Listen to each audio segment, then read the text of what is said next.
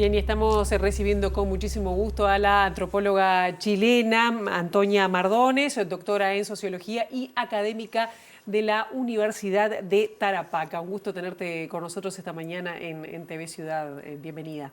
Muchas gracias, Pilar. Es un gusto para mí estar aquí hoy día con ustedes. Viniste acá por bien poquitos días, pero para participar de un taller, de una charla sobre inclusión educativa de estudiantes en situación de movilidad, hablando de la realidad de Chile y de Uruguay.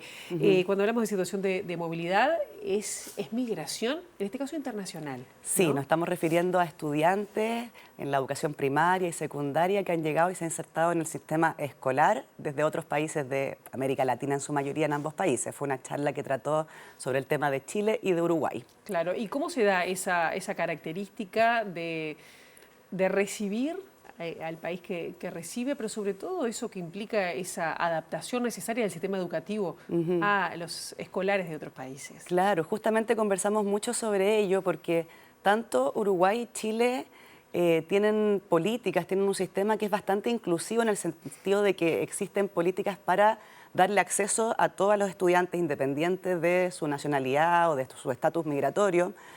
Aunque no tengan los papeles todavía, se les inserta en el sistema escolar y eso permite que haya un buen porcentaje de acceso, pero siempre existen brechas entre nacionales y extranjeros, digamos. Y esas brechas tienen que ver también con otros factores a veces que puede ser la falta de información en las familias, pero también qué pasa dentro del aula, cómo se resguardan las trayectorias, cómo se enseña de forma de que se incluya también los saberes de las personas que están llegando desde otros lugares con otros antecedentes, otra educación y muchas veces los migrantes con etapas en que tuvieron que interrumpir sus ciclos educativos por la misma migración.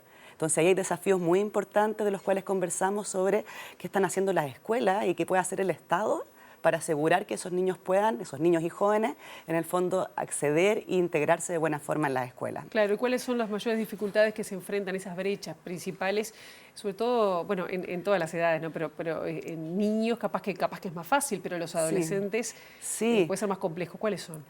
Mira, por una parte, o sea, hay cosas estructurales porque la escuela en sí siempre ha sido pensada de forma muy monocultural, ¿ya? Y eso afecta, bueno, no solamente a los niños y niñas migrantes y adolescentes migrantes, pero también de otras culturas dentro de los países, ¿verdad? A las poblaciones indígenas, por ejemplo, en el caso de Chile, de donde vengo yo, hay un 35% de estudiantes indígenas en la escuela y la monoculturalidad muchas veces no toma en cuenta los diferentes saberes y las diferentes formas de comprender como el mundo que ellos traen y eso hace que sea muy difícil que puedan tener resultados educativos, digamos, al mismo nivel que los otros estudiantes.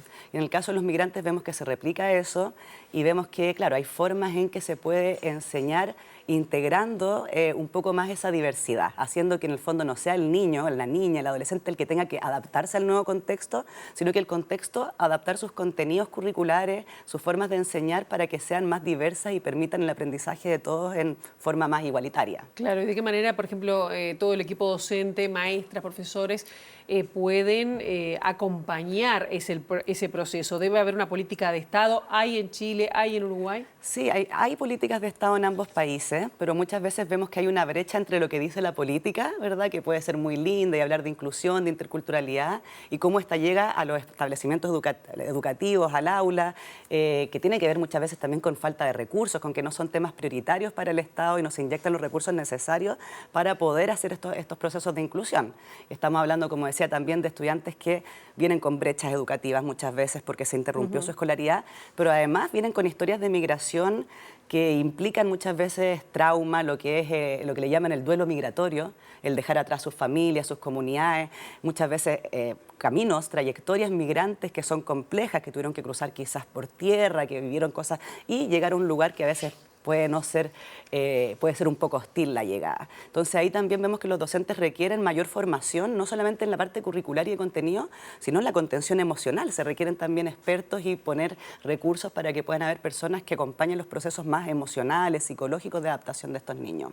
¿Se ha notado una mayor deserción del sistema educativo de personas migrantes? Sí, no soy experta en el caso uruguayo, pero en el caso chileno, a pesar de que la brecha se ha ido disminuyendo bastante con el tiempo, todavía vemos que persiste que las trayectorias educativas dentro del país se interrumpen con más facilidad y eso se acentuó también en el periodo de la pandemia y lo que vino después de la pandemia. O sea, también ahí hubo un problema tanto con los niños nacionales como extranjeros, pero especialmente con los extranjeros de interrupción de su escolaridad. En el caso de Uruguay, por ejemplo, tenemos una fuerte inmigración en este último tiempo, en estos últimos años, de personas provenientes de países del Caribe. ¿Hay diferencias de acuerdo a el origen de los estudiantes, si vienen de Europa, si vienen del Caribe, de otros lugares de América?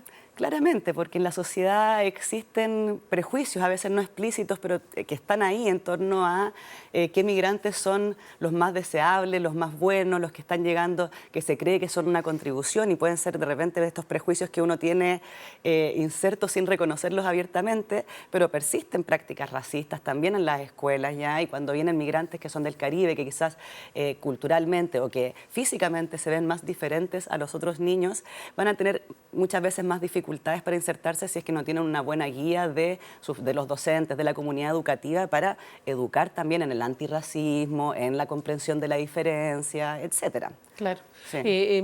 Ahora que estamos mencionando el tema de racismo, otro de los temas, si bien no es el que te trajo a nuestro país, pero que sí has estudiado, tiene que ver con todo lo que tiene vinculado a la población indígena y afrodescendiente. Incluso has trabajado con algunas personas o colectivos de Uruguay respecto a este tema, sobre todo porque a veces parece que no son tantas las personas ni afrodescendientes ni indígenas que viven en nuestro país. ¿Cuál es esa primera mirada en base a tu trabajo?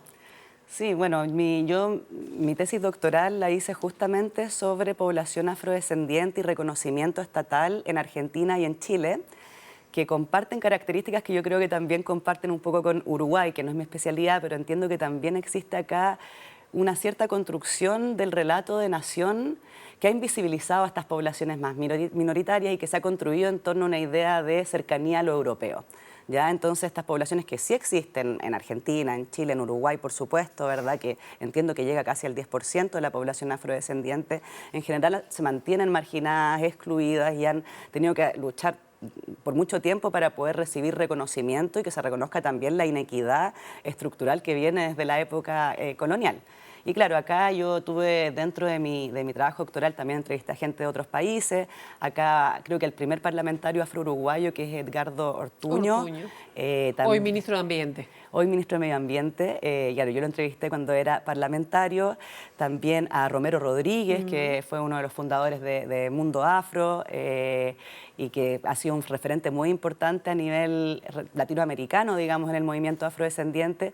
Y a una gran amiga y mentora mía con que estaba justo desayunando hoy día, Vicenta Camuso, que también ha sido muy importante también para el movimiento afrochileno. Ella, cuando el movimiento afrochileno surge a raíz de Durban, ¿ya? Antes no existía un movimiento afrodescendiente. El 2001 es la Conferencia Internacional contra el Racismo en Durban, que Uruguay organizó en gran manera porque ya tenía un movimiento organizado. Brasil, Uruguay. Fueron delegaciones de Argentina y de Chile y aprendieron gracias a estas otras organizaciones a cómo empezar a también organizarse y a gestar un movimiento en sus países. Ya después de Durban, Vicenta Camuso viaja a Arica, donde está centrado, donde vivo yo, el movimiento afrochileno, y también hace capacitaciones, van creando vínculos que son muy relevantes para nuestro país. Claro, ¿cuánto es la población chilena? ¿Cuánto asciende la población afrodescendiente en Chile? La población afrodescendiente en Chile, según el último censo, no tengo el número en la cabeza, pero es la primera vez que se midió, el 2024, a la población afrodescendiente y acaban de salir los resultados censales. Lo que sé es que en la región de Arica y Parinacota, que es donde están más concentrados, llega como a un 7% de la población. Ya en otras regiones es un poco más bajo, alrededor del 1%, 2%, dependiendo de la región del país. Pero ha sido un proceso como lento de autorreconocimiento que ha ido emergiendo gracias a estas primeras organizaciones que han ido visibilizando la afrodescendencia y haciendo que la gente también, que muchas veces no sabía, yo tenía una abuela negra, pero no sabía que eso significa que soy afro, empiezan a también tener este reconocimiento de su afrodescendencia. Y también, bueno, también ha colaborado también con los números la llegada de también migrantes al país, igual que acá, de origen afrodescendiente, que también han ido también alimentando el movimiento en Chile. Claro, más oleadas más recientes. Sí. Estos movimientos que tú mencionás han generado distintas estrategias para hacer visibilizados. Sin embargo, eso no ha alcanzado, ¿no? Para estar, no digo ya plenamente integrados, pero sí, bueno, eliminar el racismo o el microrracismo, como también se está llamando. ¿Es así? Es así, claro. Han tenido avances muy importantes, tanto en Argentina como en Chile. Tienen en ambos países, en cada país tienen una ley que reconoce en el fondo su existencia, tanto histórica como contemporánea, que es un avance importante a cuando se decía acá no hay, acá desaparecieron, ¿ya? O se murieron todas las personas afrodescendientes. Han tenido inclusión censal, entonces ahora ya por primera vez en Chile el 2024, en Argentina el 2010, se está midiendo la variable para ver cuántos son, pero claramente eso no es suficiente, es un primer paso y todavía vemos que los indicadores dan cuenta de que, por ejemplo, en el tema de la escolaridad, están menos escolarizados en los niveles secundarios, en los niveles universitarios, o sea, todavía existen brechas importantes que requieren más políticas que apunten a la equidad racial. Racial y también económica dentro de las cuestiones, porque acá también habla de que la pobreza tiene más cara de mujer y de afro, ¿no? Sí, sí. Es así, se repite en buena parte de América. En buena parte de América, y qué bueno que metas también el tema del género, porque esto al final de cuentas es interseccional, ¿ya? Y cuando hay varias exclusiones que se entrecruzan, la económica, la racial y la de género, realmente las personas están en una situación de mayor exclusión y vulnerabilidad, y por lo mismo es bien interesante que dentro de mi investigación pude percatarme de que las grandes líderes del movimiento son justamente mujeres. Las mujeres han jugado un rol en los movimientos afrodescendientes, tanto en Argentina como en Chile y en otras partes de América Latina, fundamental para visibilizar, para luchar por sus derechos. Bien. Antonia Mardones, nos quedamos con ganas de saber más, pero bueno, no faltará oportunidad en otra visita que hagas a Uruguay. Gracias. Muchas gracias a ti, muchas gracias a todos por la invitación. Por favor, hacemos una brevísima pausa y seguimos con más MBD Noticias. Ya venimos.